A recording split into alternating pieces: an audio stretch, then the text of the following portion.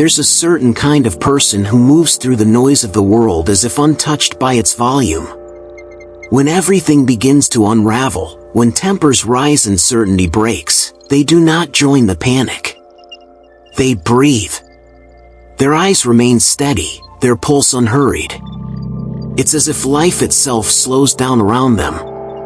You may have met such a person, the one who doesn't rush to fix or to prove, the one who listens when everyone else is talking, the one whose silence speaks more than the loudest voice in the room. While others drown in their reactions, they stand still, watching, understanding. Their calmness isn't emptiness, it's depth. Most people mistake this kind of calm for apathy. They think the quiet ones don't care, or that they've detached themselves from the world. But calmness, real calmness, is not absence, it is mastery. It is what happens when emotion matures into wisdom. These people feel everything, the sting, the fear, the heartbreak, but they've learned how to feel without falling apart. At some point in their lives, they realized something powerful, that reacting doesn't heal anything. That loudness doesn't make truth clearer. That sometimes the greatest strength is found not in resistance, but in stillness. They were not born calm. In their younger years, they too were restless, overthinkers, pleasers, perfectionists. They carried the weight of every emotion as if it were the end of the world. They fought every storm that came their way, believing that control was protection. But life taught them otherwise. It showed them that no matter how hard you try to shape the ocean, the tide still moves on its own. Eventually, they stopped fighting the water and learned to float. That's when calmness began to grow inside them, not as indifference, but as understanding. They discovered that peace is not the absence of noise, it's the decision to stop letting the noise enter you. They became fluent in the language of emotion. They learned how to hold anger without burning, how to hold sadness without drowning, and how to hold uncertainty without losing ground. Somewhere deep in their mind, a voice began to whisper, not the fragile optimism of wishful thinking, but the calm remembrance of experience, "This too will pass." That phrase, once cliché, became their compass. It wasn't denial. It was memory. Because they had already survived what once seemed unbearable.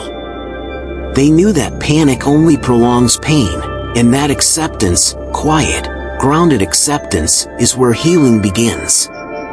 But calmness is often misunderstood. When others look at a calm person, they see restraint and assume suppression. They see stillness and think coldness. But behind that stillness lies compassion, not avoidance. The calm ones are often the ones who feel the most deeply. They are the ones who can hold another's chaos without absorbing it. When the world falls apart, they do not rush to control it, they create space for it to settle. That's the quiet strength of calmness. It doesn't demand attention, but it commands it. They know instinctively that not every battle deserves their energy, not every insult deserves their attention, and not every storm deserves their fear. Calmness is not passivity, it's precision, the art of choosing where to place your inner flame. The secret lies within the mind's architecture. Neuroscience calls it response flexibility, the ability to pause before reacting. In the calm person's brain, the amygdala, the center of emotional alarm, no longer rules like a dictator.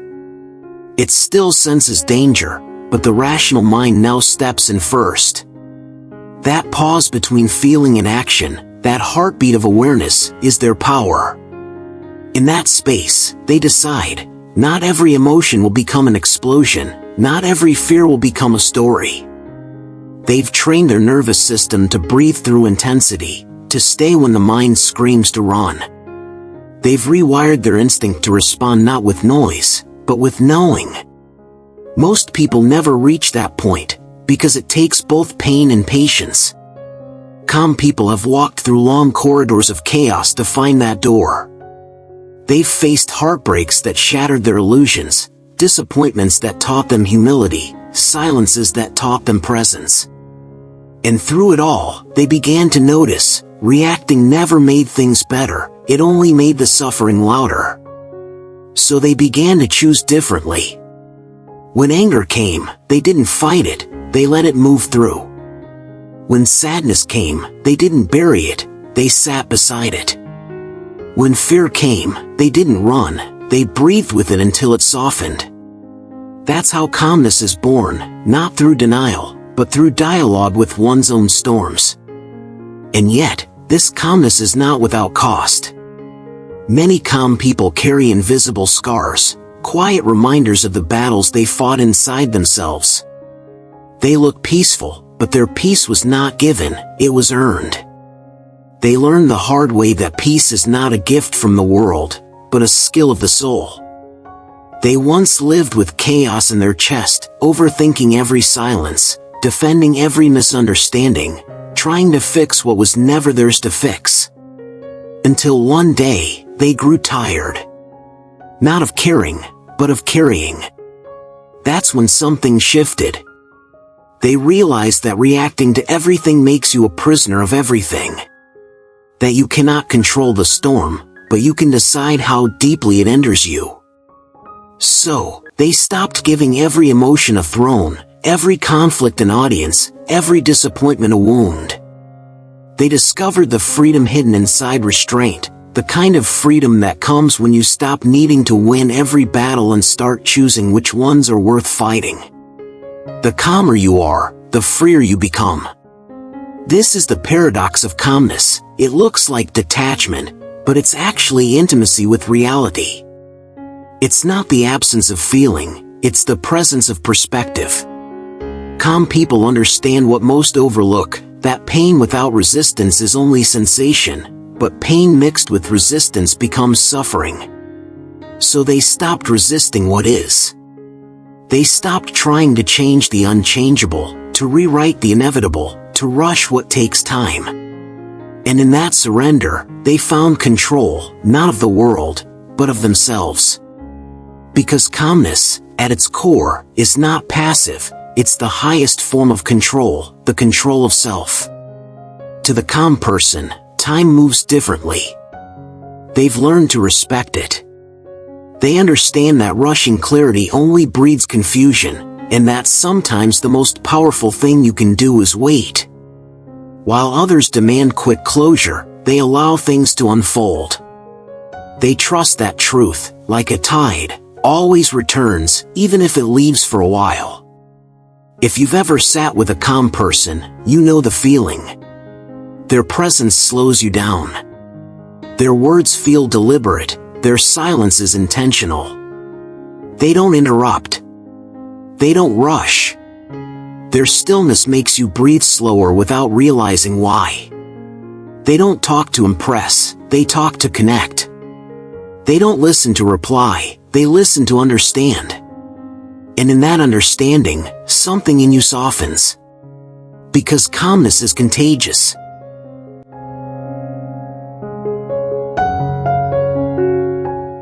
It's not just a state of mind, it's a frequency. When a calm person enters a room, the noise doesn't pull them in, they pull the room towards stillness. They don't do it consciously. It's just what happens when someone has made peace with their own chaos, their energy whispers safety. Calm people are not born with still hearts, they are sculpted by storms. Every ounce of their serenity has been chiseled by moments that once shattered them. Beneath their silence are years of noise, beneath their grace are bruises that never fully faded. Calmness isn't a gift they were given. It's a skill they forged when the world gave them no other choice. For many, the journey begins in exhaustion.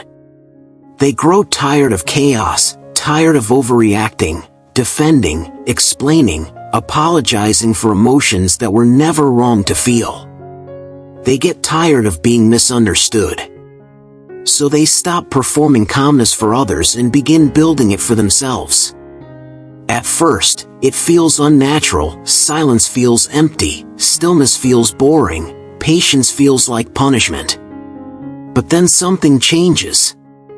The more they practice being still, the more they start hearing things they'd never heard before, the whisper of intuition, the echo of old wounds, the sound of their own truth returning.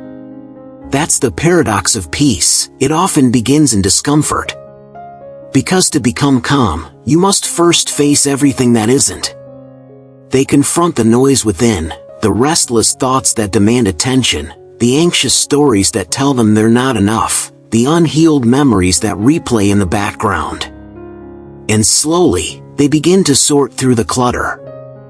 They learn that not every thought deserves belief. Not every emotion deserves obedience. Not every memory deserves the present. And as they untangle the mess, they start to see patterns. They notice that the same triggers repeat, different faces, same wounds. The same arguments resurface, different people, same fears. Life, they realize, is not happening to them, it's happening through them, reflecting what's still unresolved inside. That realization changes everything. They begin to see calmness not as something external, a place, a person, a retreat, but as something internal, a state they can carry anywhere. Calmness becomes a form of intelligence. The kind that knows when to speak and when silence will do more. When to act and when stillness will do better. When to hold on and when to let go. Philosophers once called this the art of self-mastery. Jung called it individuation, the journey of becoming whole. Because true calmness isn't detachment, it's integration. It's when the mind and the heart stop fighting and start listening to each other. Calm people have made peace with their contradictions. They know they can be both gentle and strong, both emotional and rational, both vulnerable and unbreakable. They stopped choosing between parts of themselves and began weaving them together. That's why they feel grounded, not because they never fall, but because when they do, every part of them stands back up as one. To understand them, you must see that their calmness is not built from denial but from awareness. They are not suppressing emotion, they are studying it. They watch their anger rise like a tide and think, what is this teaching me? They observe sadness settle in and ask, what am I still holding on to? Every emotion becomes a messenger, not an enemy. Through this awareness, they cultivate emotional literacy, the ability to name, hold, and release feeling without letting it rule them. Psychologists call it regulation. But for the calm ones, it feels more spiritual, a sacred dialogue with their own humanity. In that dialogue, they learn a truth few ever grasp. Emotions are not problems to fix, they are experiences to witness. Each one holds wisdom. Fear reveals where courage is needed. Anger exposes the boundary that was crossed. Sadness shows where love was lost. Even anxiety, that relentless hum of uncertainty, points to what we care about most. When you begin to listen instead of fight, you discover that calmness is not the end of emotion, it's the evolution of it. Most people never reach that evolution because they fear feeling too much. They equate calmness with control, with numbing, with shutting down. But real calmness doesn't numb, it refines. It turns noise into music, chaos into rhythm, emotion into insight. It's not the silencing of life, it's the harmonizing of it. And yet, calm people often walk a lonely road. The world celebrates loud success but rarely honors quiet strength. Society mistakes softness for weakness, patience for passivity, restraint for fear.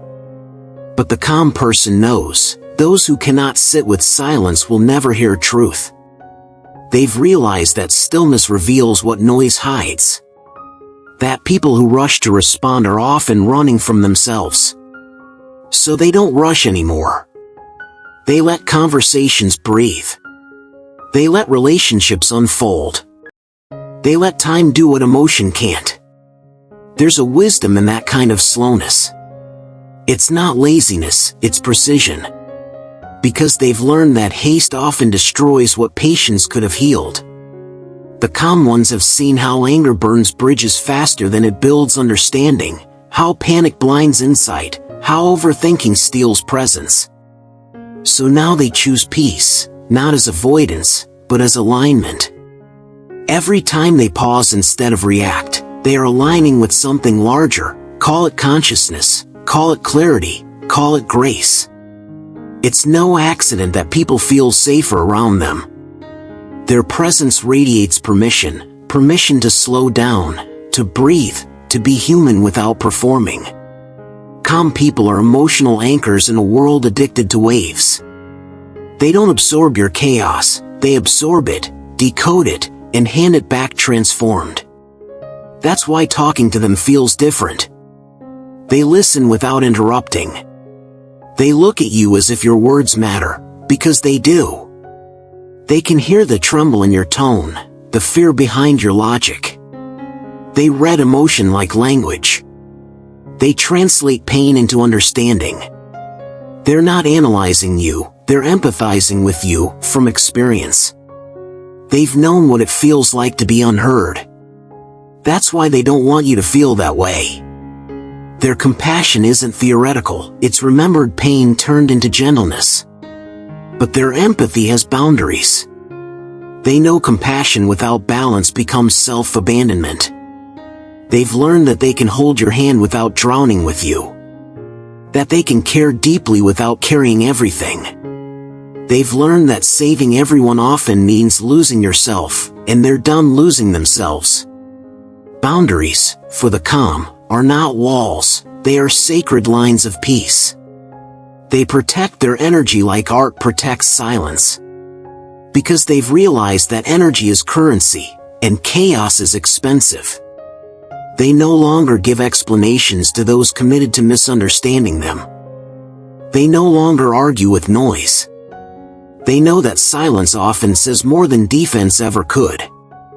They don't chase validation, they attract respect through the quiet certainty of knowing who they are. And who they are is someone who has stopped being controlled by emotion and started being guided by it. That's emotional maturity.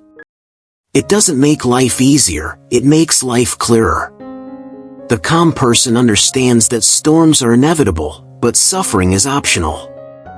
They know that chaos may visit, but it doesn't have to stay. And when it comes, they don't ask, "Why me?" They ask, "What is this showing me?" That single shift in question transforms everything. Because "why me?" breeds resistance, but "what is this teaching me?" breeds growth. Over time, they realize that life has never been about avoiding pain, it's about understanding it. Pain without resistance becomes purification. It strips away illusion, ego, attachment. It teaches you what truly matters and what doesn't. That's the secret of the calm ones. They have suffered enough to know that nothing external can destroy you unless you hand it your peace. They protect that peace the way others protect pride. Because they've lost it before, and they know what it costs to rebuild. Calmness, when fully understood, is not just a mental state, it's an evolution of being. It's what happens when survival transforms into awareness, when instinct turns into insight, and when pain becomes teacher instead of tyrant. People who carry calmness walk through life differently. Their footsteps are quieter, but somehow heavier with meaning. They don't move to prove anything, they move with purpose. They are no longer chasing life, they are walking beside it. They've realized that calmness doesn't mean things don't affect you, it means you've stopped letting everything define you. The storms still come. The heartbreaks still sting. The world still throws its noise and uncertainty at them. But they've learned the difference between being shaken and being broken.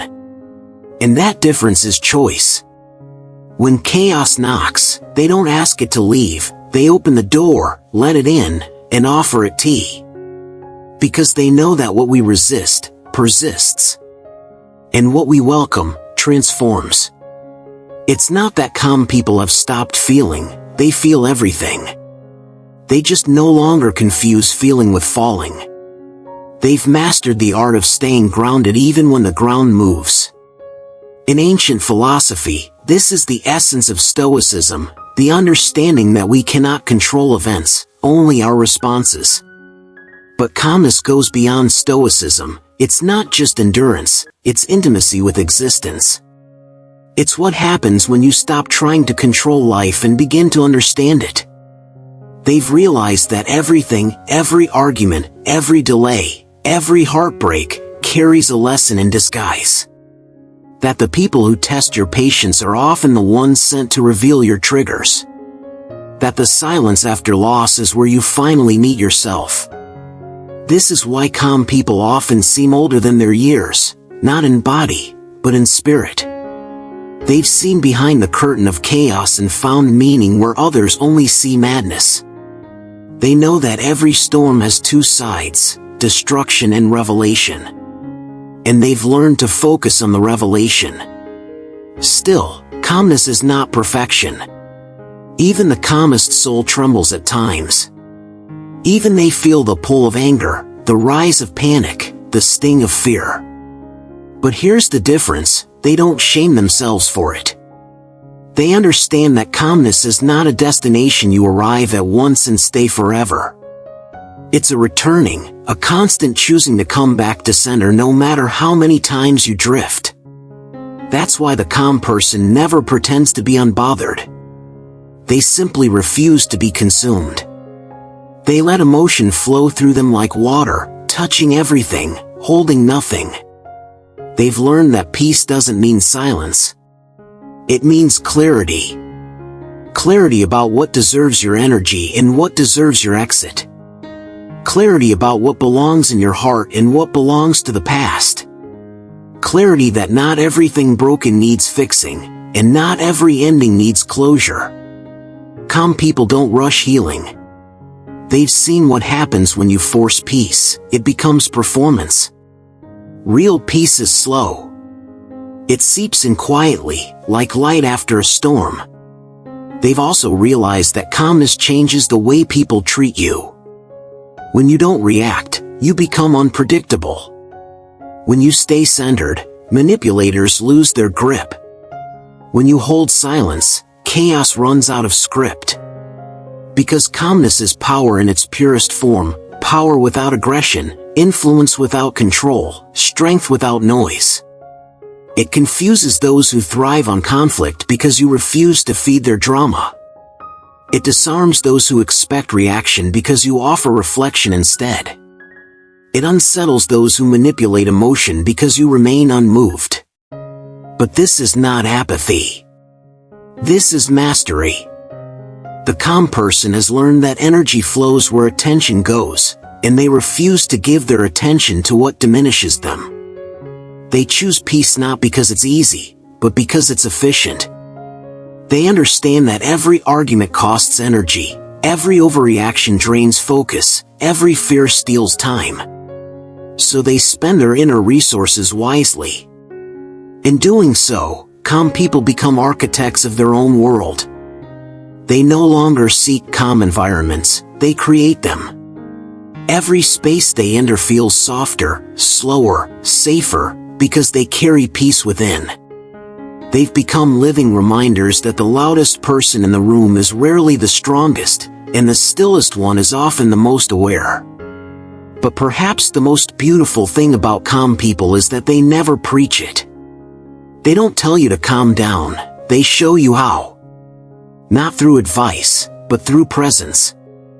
Through the way they breathe when others hold their breath. Through the way they listen when others interrupt.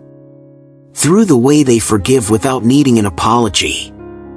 Their calmness doesn't demand, it invites.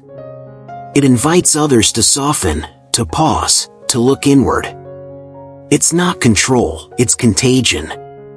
And yet, if you look deeper, you'll see that their calm was not born from perfection, but from pain. Many of them were once the opposite, reactive, anxious, people-pleasing souls who mistook loud emotion for depth. But pain has a way of teaching what comfort never could. It strips you down until the only thing left to control is your own response. That's where calmness begins, in surrender, not superiority. They stopped needing to be understood by everyone and focused on understanding themselves.